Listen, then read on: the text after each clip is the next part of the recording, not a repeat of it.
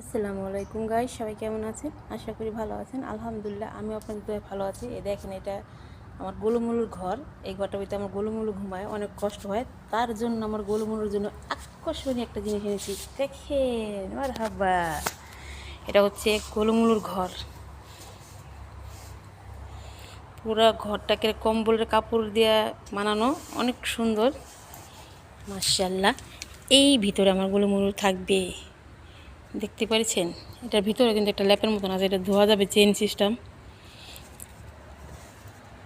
Madam রে বইলা এটা আনাইছি, বিলে এটা অনেক কষ্ট করে। ও একটা আছে, কিন্তু একটা একের ওই বাক্সর সারা ঘুমায় না, ওর জন্য আনা হয়েছে। কেমন হয়েছে সবাই জানাবেন। দেখছেন, অনেক সুন্দর। এটার দাম হয়েছে 130 দিরহাম। দেখছেন, এটার দাম হচ্ছে 130 দিরহাম। কত টাকা খরচ করে বিলের জন্য ঘর আনা হয়েছে, দেখছেন। সবাই ভালো থাকবেন। আল্লাহ হাফেজ।